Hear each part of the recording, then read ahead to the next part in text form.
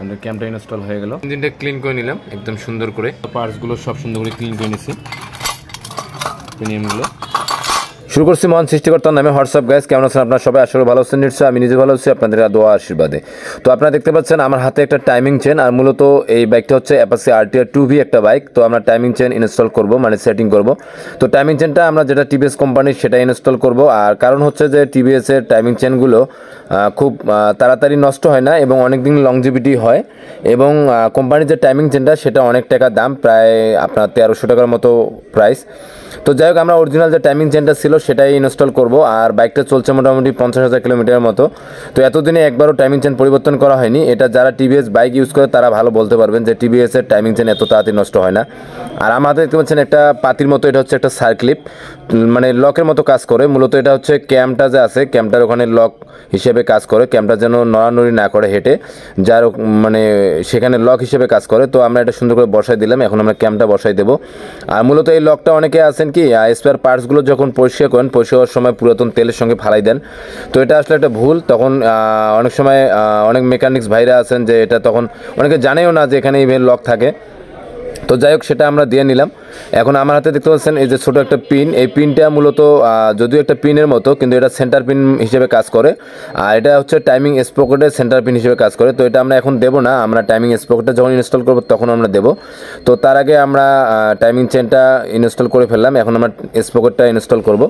আর timing স্প্রকেটটা install করার পরে আমরা টাইমিংটা মেলাবো। টাইমিংটা মেলানোর পরেই আমরা ওই সেন্টার পিনটা ইনস্টল করব। তারপরে আমরা টাইমিং স্প্রকেটের যে নাট দুটো আছে সেটা ইনস্টল করব। আর মূলত হচ্ছে ওই পিনটা যদি অনেকে না দেয় সেক্ষেত্রে হয়তোবা সাময়িক সমস্যা হবে না, কিন্তু পরবর্তী সমস্যা হতে পারে মেবি। তো যার ফলে এটা দিতে হবে। তো আমরা সেন্টার পিনটা দিয়ে নিচ্ছি, কারণ যারা অভিজ্ঞ মিস্ত্রি তারা ভালো করে জানেন যে একটা সেন্টার পিন কতটা গুরুত্ব এবং কতটা গুরুত্ব সহকারে কাজ করে একটা সেন্টার পিন। তো যাই হোক, আমরা পিনটা দিয়ে নিলাম। এখন আমরা ওয়াশারটা দিলাম, দেওয়ার পরে আমরা টাইমিং স্প্রকেটের নাট দুটো ইনস্টল করবো। নাট দুটো ইনস্টল করার পরে আমরা স্প্রকেটের নাট দুটো টাইট দেবো এবং টাইমিংটা আমরা মিলাই নিছি। টাইমিংটা আমি দেখাচ্ছি। আর এদিকে দেখছেন টাইমিং অ্যাডজাস্টার। আর টাইমিং অ্যাডজাস্টারটা দেন কীভাবে কাজ করে। তো টাইমিং অ্যাডজাস্টারটা আমরা অ্যাডজাস্ট করে নিচ্ছি, অ্যাকুরেট করে নিচ্ছি। এখন আমাদের সম্পূর্ণ লুজ দেওয়া আছে। আর দেখেন টাইমিং চেনের ওখানে সেটিং হচ্ছে না, কতটা গ্যাপ, প্রায় 4 mm, মানে 4 থেকে 5 mm গ্যাপ আছে। তো এই 4 থেকে 5 mm গ্যাপটা পূরণ হবে যখন আমরা টাইমিং চেনটা খারাপ হয়ে যাবে।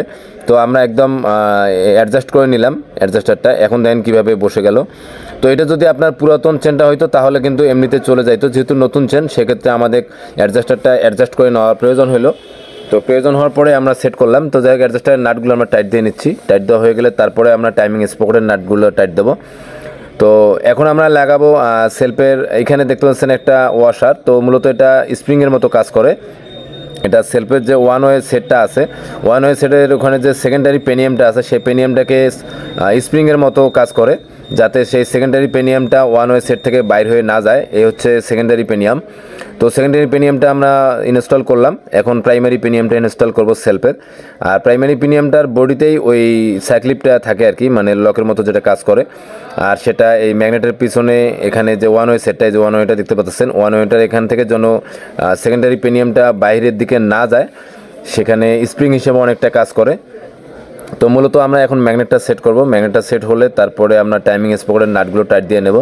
তো ম্যাগনেটটা আমরা মিলাই নিচ্ছি। মিলে নেওয়ার পরে আমরা টাইমিং স্প্রকেটের নাটগুলো টাইট দিয়ে নেবো। আমরা পুলার্সটা খুলে নেব এখন।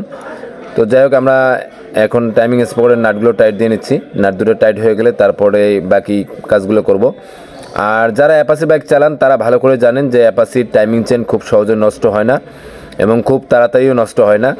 যদি আপনার দেখা যায় যে মোবিল কিংবা অন্য আদার্স মেনটেন্যান্স টাইম মতো করেন, তাহলে একটা টাইমিং চেন প্রায় 70 থেকে 80,000 কিলোমিটার চালানো সম্ভব। কিন্তু সেটা শুধুমাত্র অ্যাপাচি বাইকের ক্ষেত্রে, অন্য বাইকের ক্ষেত্রে না। বাজাজ পালসার বাইকের খুব দ্রুত টাইমিং চেনগুলো নষ্ট হয়ে যায়, অনেকেই জানেন যারা বাজাজ পালসার চালান।